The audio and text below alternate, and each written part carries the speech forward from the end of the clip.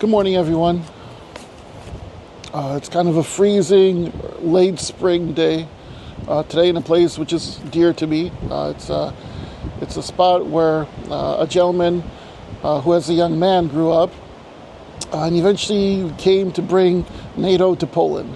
So it's one reason why I like this spot. And the other spot, it's right across the lake from Chicago, where you find so many political issues taking place, historical issues in terms of how power, domination work, agreements, discussions, and we've all heard about those stories. So those are stories we'll get to a little bit later, but today what's interesting for me, which I would like to talk about, is the idea of manipulation.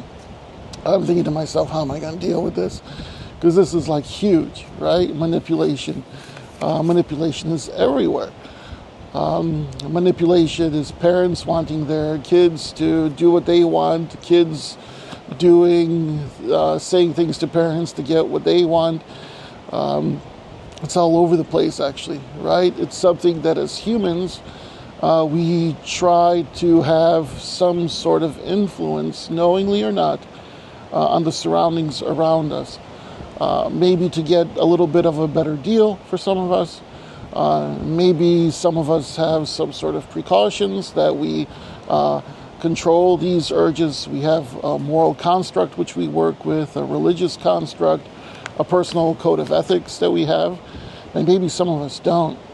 And all of this is taking place, is shaping itself within this social contract which we talked about earlier. So social contract is a deal, right? It's a little bit of a deal, though, without actual written down parameters of what we expect in the given situation. So if we think about it for a moment, then, if for any of you who've ever been in a contract, you've always, that you made a verbal contract, you could tell things don't necessarily turn out the right way, or what you expected to not necessarily take place. You're basing your decision based on faith, based on the fact that you know somebody. You're basing your decisions sometimes on hope that the best thing will turn out in this given situation. So all of this, right, is a part of this world, and it's being shaped by us. And there's this continuous sense of friction as we engage with each other in it. How do we transpose this to what we've been talking about, to being a citizen in a society where we do have a contract of expectations? And something which we've recently encountered, and which is an extremely difficult issue, is the manipulation of political ads in terms of how they have impact on our mind. Political ads which work in such a way where they reinforce the world that we know or the candidates that we know, and they don't let us see other viewpoints. Maybe that's how citizens relate to manipulation recently. Another way that we relate to manipulation is the ideas that somebody actually gives us to choose, that we make a decision on. So all of us right now, we're shifting to a media which is like this, where we could talk with each other, communicate with each other our perspective. But for the longest time, it's been a media that those who invest into the infrastructure, they actually have a chance to say the story. They have the way to present this narrative to you about what's important and what isn't. And then most of us, as we go through the day, we just kind of agree with it, or we don't, or we disagree with it, but we don't say anything, and we don't share anything, or we share something, but it ends up to be complete and utter frustration as we're engaging with these worlds around us.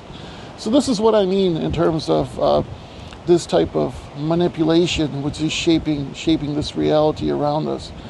So in order to deal with one of those issues, let's talk about the influence of different media presentations. So these media presentations which we encounter, there's a few sociology ideas, that kind of terms that I'll mention right now: agenda setting, or keywords that individuals use, or prefabricated thinking. So All of these arguments that you hear in the news were actually chosen arguments by a group of people who actually thought this would be the best strategy to win. Or a code word is used to bring somebody into the same type of consciousness to agree with it. And for somebody who's busy, who doesn't get a chance to necessarily think about their own perspective, how they relate to the infrastructure, these are like prepared formats upon which they're making their decision. So this is a type of manipulation, because what was important for you wasn't necessarily ever part of the equation of what's being presented to you. And something is being presented as important to you, but you actually never participated in the construct of it. So it's like these little things, right? These little variations that actually, right, bring clarity to you, but they're actually extremely confusing because they have intent. They have manipulative intent because of the desire to win or the desire to achieve, like an overall control over the mind of a group of people so that they follow a certain path or a certain direction because of some reason we don't even know, some policy interest or some power group interest. We're somewhere deep within the infrastructure. Individuals have decided this will be the best way to achieve the reaction that they need for you to act in this way. So this is a type of manipulation, if you think about it. It's no different than when you yourself make an agreement with somebody to do something, but somebody's like, oh, I don't know if I want to go. Right? It's a type of manipulation. Or, hey, listen, I'm busy this day, but maybe they're really not busy this day, right? These ways of control, but this manipulation is essentially everywhere in our world. And when we talk about removing manipulation, right, there's different industries which are working with stopping fake news, which are working with stopping false mistruths, which are shaping themselves. But we have a much deeper problem, though, is that you take a look at the actual human construct of people within the institutions that exist, and today it's this, and tomorrow it's that. Or we see our leaders not necessarily speaking the full truth because they're worried about how that's going to work with the group that they work with and how it's going to work with the policy that they're trying to achieve. So they only share little bits and pieces. Or today they share this, but from a different dimension and angle, the next day they share this. So you see what kind of conversation this is? It's kind of, sometimes good sociology is a little bit like good economics. But if like this, then like this. But if like this, then like this. But if you think about the construct of your mind, right, how easy it is to change the perception of something or somebody, even based on how we ourselves feel on a given day, right? We're happy, we're unhappy. We have these pre-programmed patterns that we've established in our mind. And this is something we have to be conscious about. So a little bit deeper about these pre-established patterns in our mind. What is that? So, right, if I am of this political party or this political party, I had to work to understand that, right? I had to, or maybe my identity is associated with it, where I'm going to show up the next day in a group setting and I talk with people about this and this and this, and it just reinforces itself. It becomes hard to break down what I've reinforced in myself, in my mind. Well, because I have other things to do. It's simply how our mind works. We liked an established pattern because then we kind of go on automatic the next day. But to try to go into this pattern, to try to change the pattern, this is really tough. This is really tough because this is our lived experience. This is what we know. This is how we feel. This is what we base our decisions on. And if somebody's trying to change it, the first reaction is we want to defend it. We don't want to let it go. How could I have put all this work into this knowledge and these abilities? I'm going to let it go, right? And this is something that little by little we have to learn as human beings, as individuals in this civilization, because actually it's all changing. Actually, it's all something which is different always. And we have to be in tune, not with established patterns, but knowing how to keep control over these identities while being flexible enough to understand that the world around us is also changing. And in some ways, this flexibility needs to be maintained through changes in our mindset and these patterns which we've grown used to liking them being pretty stable, right? So how do we maintain stability while at the same time having control and being in tune with the knowledge which we need to have while entering these worlds around us becomes a critical question for our own satisfaction, but also so that this wider social contract includes these ideas which are so important to us, and so that we aren't as easily manipulated by somebody else's ideas, which are maybe taking too much of a space in the social contract simply because everybody else doesn't participate. Not because of anything inherently wrong necessarily, but sometimes you give space to somebody to be able to create the type of situation which creates control in the power dynamic because you're not present. And I think this is what I mean by citizens being increasingly present to shape this dynamic and being able to know what their personal priority is. So very frequently, I don't want to mention these things, but you'll see like main issues in terms of right, a political campaign which shapes itself. So in recent times, it's been if I think about it for a moment, it's been the importance of gun rights. It's been the importance of a server. It's been the importance of different rights of different groups. And it's all presented in such a unilinear way where we don't necessarily have had a cultural discussion of what's important for us in the long term, nor have we created the priority of how this relates to what's truly important to us on a daily basis as citizens. So if we think about it for a moment, there's three ways that I could think of addressing this issue.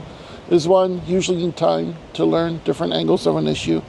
Two, you need clear access to information which is being presented to you so that you know if it's accurate or factual. And three, you need openness to this type of redefinition of the self. So all of these things, they take time to understand and to be open to understand these changing elements around us, while simultaneously being willing to deconstruct in a flexible way who we are. So what do I mean by this deconstruction?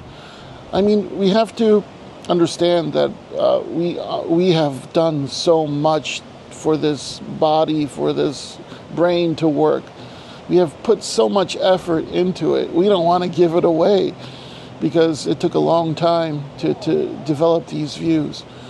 But what if these views are actually keeping us from understanding our true potential? What if they're keeping us from understanding what is the priority in our life? What if they're keeping us from understanding the different dimensions of importance out there?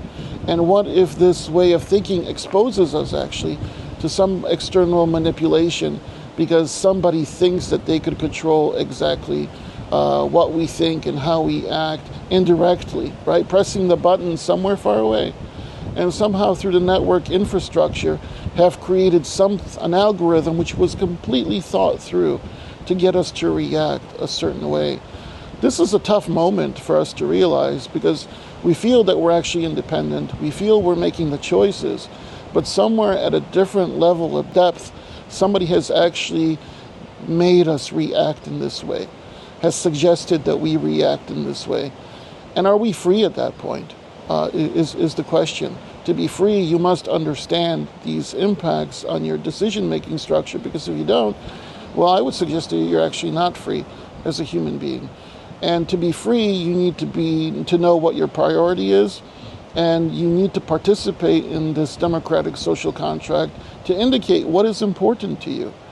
And to have the expectation that your leaders actually try to fulfill what is important to you. You see, this conversation is going upwards.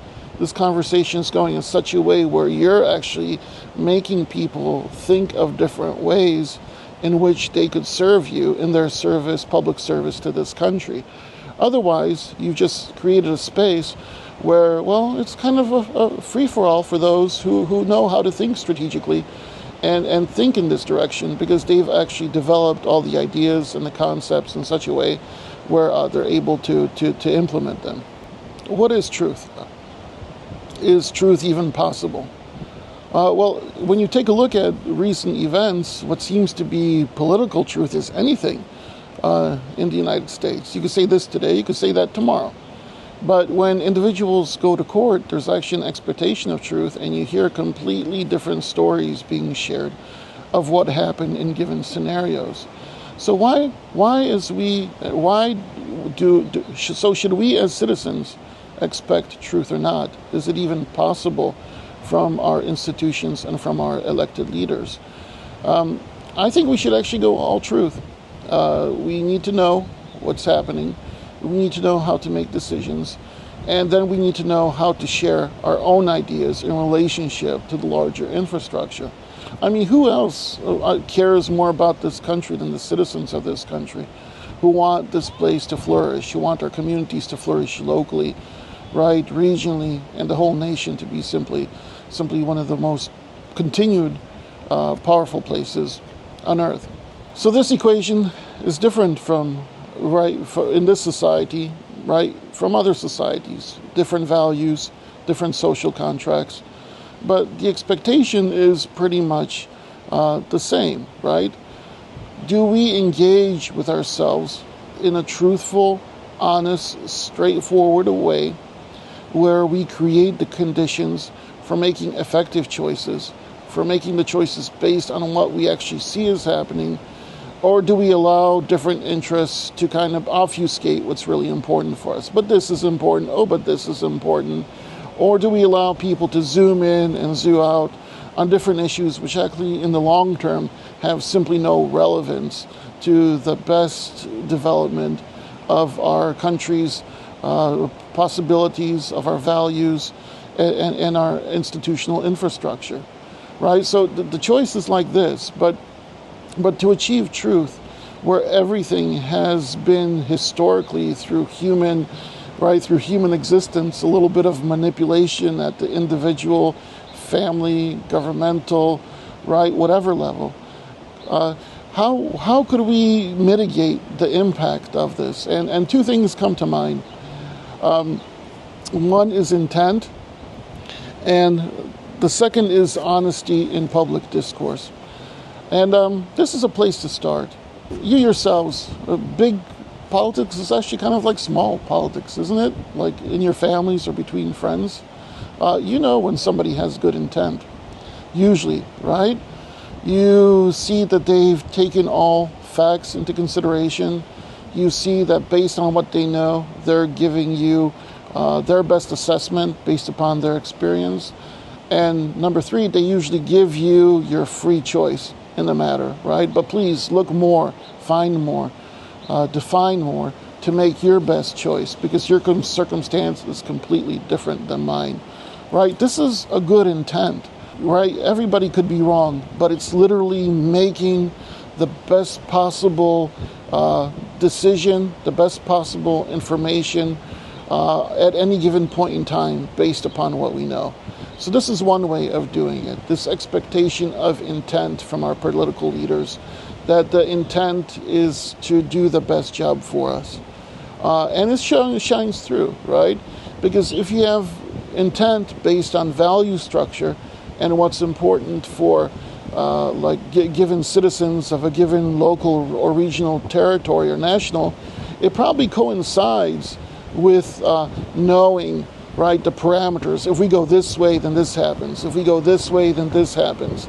It's probably really, really restricted, actually, in the possibilities that exist in that given scenario, because it's actually talking about the nuts and bolts and the facts of a given situation affecting people, right? So this is one way of seeing honesty. This is one way of breaking through this idea of manipulation, of changing perceptual frameworks continuously to have some control over it. But the second one is actually this idea of expectation of honesty. So in America, we have freedom of speech. And people could say anything they want has been the traditional formula. And you can't control what people say anything they want, because how do you control this anyway, right? Because today you feel this, tomorrow you feel this. Or even right now, I'm sharing different ideas with you, but I mean, technically there's so many contexts which I could have gone into different directions. And today I'm actually focusing on this one, right? And not on that one. So tomorrow, the information might be a little bit different, right, in terms of what I share, because I took other things into consideration. And the third day, maybe there's new things that developed, and I have to take a look at it one more different way to give you the best possible information that shaped itself, right? But this is a gradation. This is like an evolution of the ideas. I think something that we could expect is simply honesty in the format of obvious miscommunication.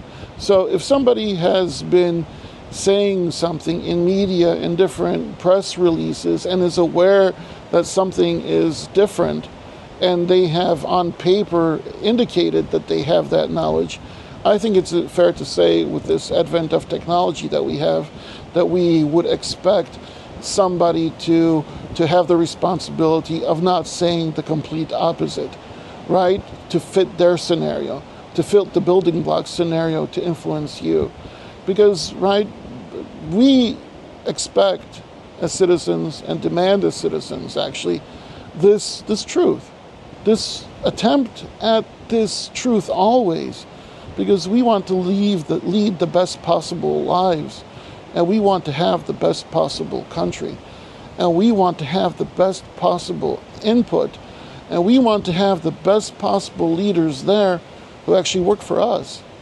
Because this is what democracy is about. This is what this whole social contract is about, is that the public service of the individuals in office is the result of our trust and faith in them to make the best choices for us and to give the best information for us. And if we continue sharing in this way, right, we'll actually have the stable, peaceful worlds that we want, because we've actually never allowed ourselves to fall into disrepair. We've actually never allowed ourselves not to address important issues which are shaping our world and the creativity that we need as we're continuously readjusting, realigning with new technological shifts and innovations. So if we focus on this, right, we should be able to deal with many of these issues of manipulation. Now, this is a large issue, and if you think about it technologically, right, we're developing different types of formats right now with AI. We've shifted to a world where the truth can be consistent.